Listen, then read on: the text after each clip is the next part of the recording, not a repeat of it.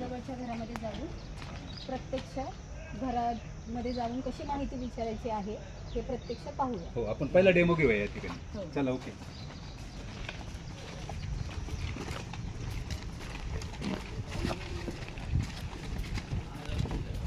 समोरच्या घरात जाऊ पहिले.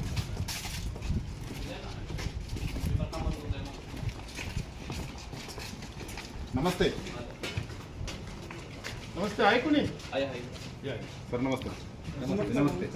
आम्ही जनगणना प्रकरणात आहोत आणि जनगणना करण्यासाठी आलेलो आहोत. आता ही या वर्षीची जनगणना जी आहे ती डिजिटलायझेशन आहे. म्हणजे तुमची जी काय माहिती संकलित केली जाणार आहे ती सगळी मोबाईलवरती संकलित केली जाणार आहे आणि ती शासनाला फॉरवर्ड केली जाणार आहे. म्हणून जी काही माहिती असेल सत्य ती माहिती आपल्याकडून आम्हाला अपेक्षित आहे. शासनाचा प्रोग्राम चालू आहे. हो हो. यापूर्वी आपण जनगणना केलेली आहे का? स्वगणना होती ती मोबाईलवरती केलेली आहे का? नाही केलेली. तर आता जे प्रश्न तुम्हाला विचारले जातील जनगणनेत एकूण 34 प्रश्न आहेत. त्या प्रश्नांची माहिती तुमच्याकडून अपेक्षित आहे.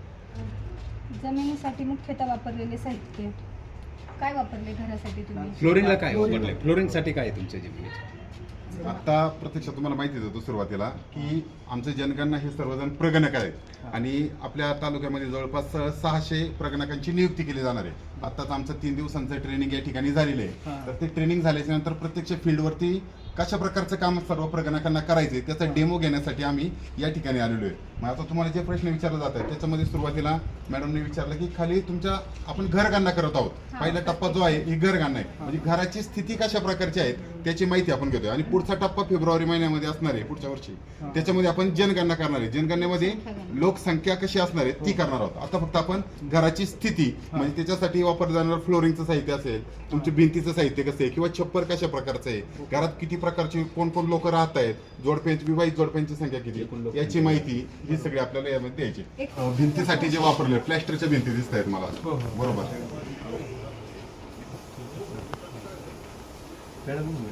छपरासाठी स्लॅबचं घर बरोबर म्हणजे कॉन्क्रीटचं आहे. इथं तुमचं निवासच आहे की अजून काही दुकान वगैरे दुसरं काही नाही? फक्त निवास आहे. गणनागाराची स्थिती चांगल्या स्थितीमध्ये आहे. पुढचा प्रश्न तुमच्यासाठी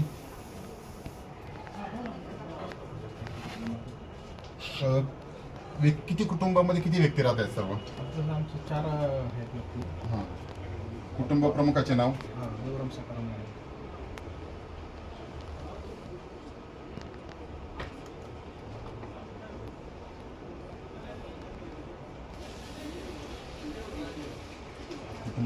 अनुसूचित जमातीमध्ये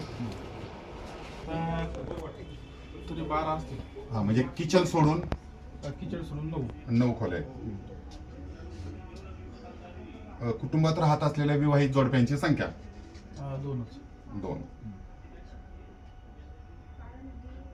इथं तुम्हाला जे पिण्याचं पाणी येते कॉर्पोरेशन म्हणजे प्रक्रिया केलेल्या नळाद्वारे पाणी येते. ओके. पिण्याची पाण्याची उपलब्धता तुमच्या परिसरातच आहे. लाईट प्रकाशाचा मुख्य स्रोत काय? लाईट. सोलर वगैरे बसवलेला आहे? ओके म्हणजे वीज आहे. शौचालयाची उपलब्धता आहे आणि केवळ कुटुंबाच्या वापरासाठी ते? ओके. शौचालयाचा प्रकार सेप्टिक टँक आहे की ड्रेनेजचं पाईपलाईन वगैरे?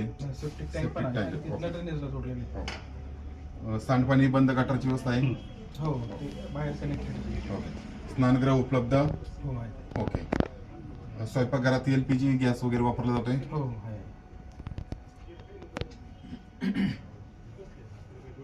रेडिओ आहे का घरामध्ये आपल्याकडे?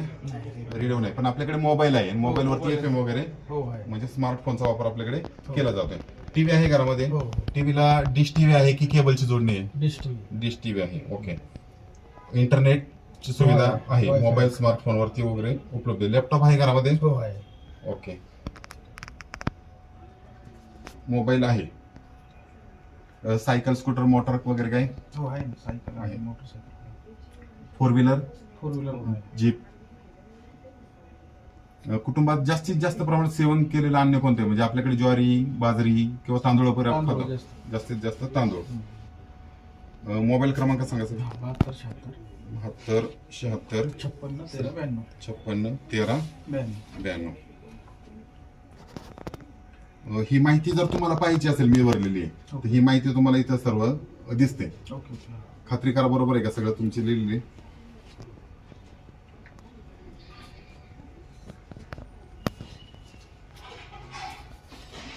म्हणजे जर त्या घरमालकाला वाटलं की आपली माहिती पाहिजे तर त्यांना आपण ती दाखवू शकतो. आम्ही एकूण तुम्हाला 34 प्रश्न विचारलेले हो, आहेत. हो. आणि त्या 34 प्रश्नांची माहिती या ठिकाणी दिलेली आहे. आणि ज्यावेळेस ते म्हणतील की ही मी दिलेली माहिती बरोबर आहे किंवा काही चेंजेस जरी करायला सांगितले तरी आपण करू शकतो. पण शक्यतो असं होत नाही, कारण त्यांनी जी माहिती दिलेली असते तीच माहिती आपण रेकॉर्ड करतो. ऍड केलेली असते.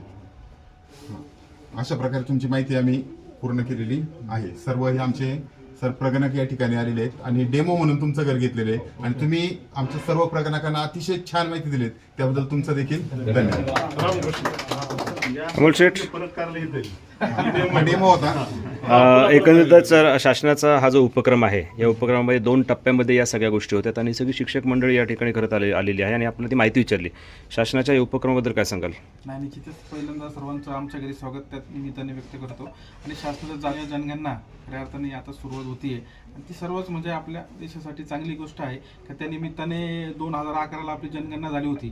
त्यानंतर आता ती आपली होतीये. त्या जनगणनेनुसार मग सर्व म्हणजे सर्व लोकसंख्या कुठं आहे, किती आहे, कसं आहे, ते संपूर्ण डिटेल आपल्या पूर्ण महाराष्ट्रात नाही तर पूर्ण भारतामध्ये त्या निमित्ताने जनगणना चालू होणार आहे. आणि त्या निमित्ताने उलट सर्व शासनाला पुढं सर्व गोष्टी राबवण्यासाठी ही सर्व माहिती उपलब्ध चांगल्या प्रकारे त्याचा उपयोग होणार आहे.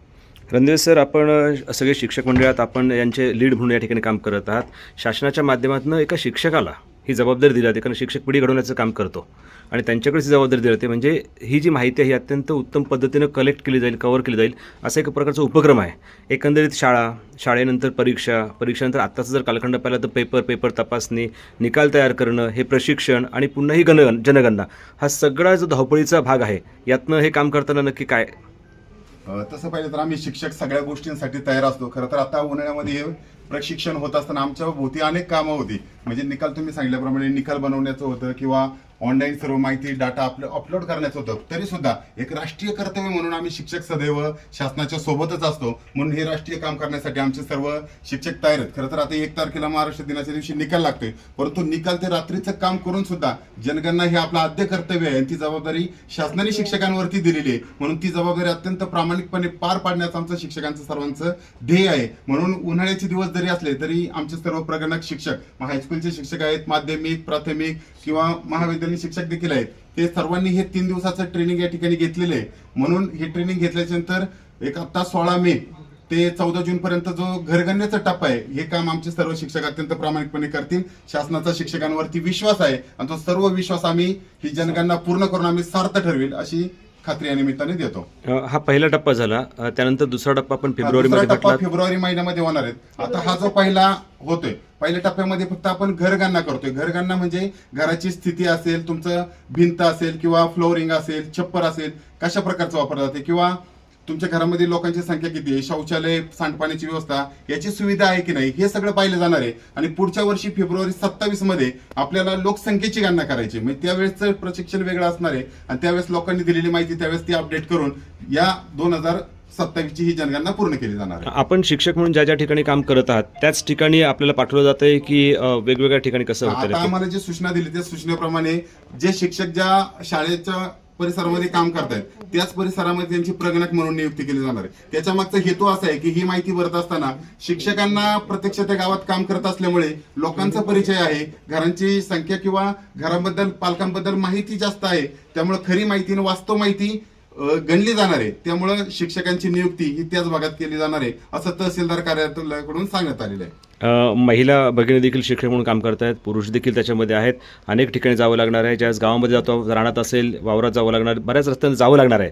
तर सर्वसामान्य नागरिक जे आपलं ही माहिती देणार त्या सगळ्या नागरिकांना आपण काय सांगाल?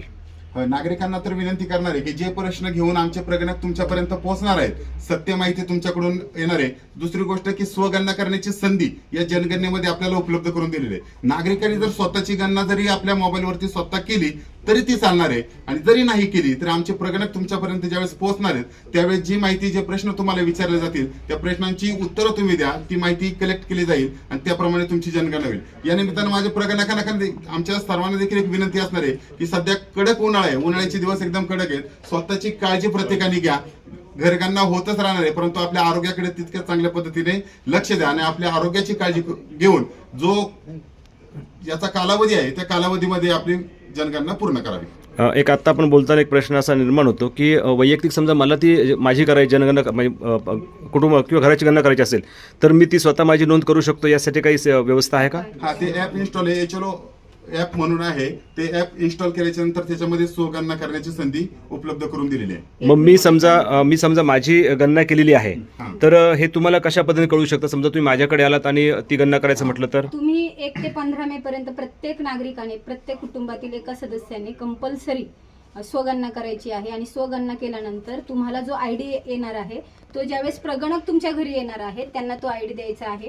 म्हणजे तुम्ही जी स्वगणना केलेली आहे ते त्यांना कळणार आहे आणि प्रगणक स्वतः तुमच्या पूर्ण कुटुंबाची माहिती पुढे फॉरवर्ड करू शकणार आहे. आता आपण सर्व प्रगणकांना घेऊन सन्माननीय लांडे साहेबांच्या या ठिकाणी घरगणना करण्यासाठी आलेलो आहोत. तर आपण त्यांना जे 34 प्रश्न विचारणार आहोत त्याच्यामध्ये एक प्रश्न मध्यंतरी असा होता, मी त्यांना विचारला की आपण स्वगणना केलेली आहे का? स्वगणना ही 1 मे पासून तर 15 मे पर्यंत होणार आहे, म्हणजे ती अजून चालू झालेली नाही. परंतु आपलं प्रशिक्षण अगोदर असल्यामुळं त्यांना तो प्रश्न विचारला गेला आणि त्यांनी सांगितलं की स्वगणना केलेली नाही. परंतु जर 1 मे कालावधीच्या नंतर त्या कुटुंबाने स्वगणना केली आणि आमचा प्रगणक ज्या वेळेस त्या कुटुंबाकडे जाईल त्यांना तो प्रश्न विचारणार आहे, तुम्ही स्वगणना केलेली आहे का? आणि जर त्या कुटुंब प्रमुखाने स्वगणना केली असेल तर स्वगणना केल्याच्या नंतर त्यांच्याकडे एक 12 अंकी नंबर मिळतो. तो क्रमांक घेऊन आम्ही आमच्या मोबाईलमध्ये त्या ऍपमध्ये तो इन्स्टॉल करणार आहोत. तो क्रमांक तिथं टाकला की त्या कुटुंबाने स्वगणना करताना जी काही माहिती भरलेली आहे ती सगळी माहिती आम्हाला दिसणार आहे. फक्त आम्ही खात्री काय करून घेणार आहे, त्यांनी भरलेली माहिती आहे ती खरं भरलेली आहे का त्याची पडताळणी आम्ही करणार आहे. आणि ती माहिती जर त्या कुटुंबाने बरोबर भरलेली असेल तर ती बरोबर माहिती आम्ही पुष्टी करणार आहोत. आणि समजा त्या कुटुंबाने चुकीची माहिती एखाद्या घटकाच्या संदर्भात भरलेली असेल आणि आमच्या जर ते निदर्शनास आलं तर ती माहिती आम्ही दुरुस्त करून आमच्या पद्धतीने ती माहिती पुढे फॉरवर्ड करणार आहोत. ते ॲप कोणतं आहे? HLO ऍप म्हणून आहे. HLO. हो. स्वगणनेची स्वतंत्र वेबसाईट आहे. ती वेबसाईट शासनाने ज्या ऍड वगैरे येतात टीव्हीवर वगैरे तिथं त्याचं पोर्टल दाखवलेलं आहे.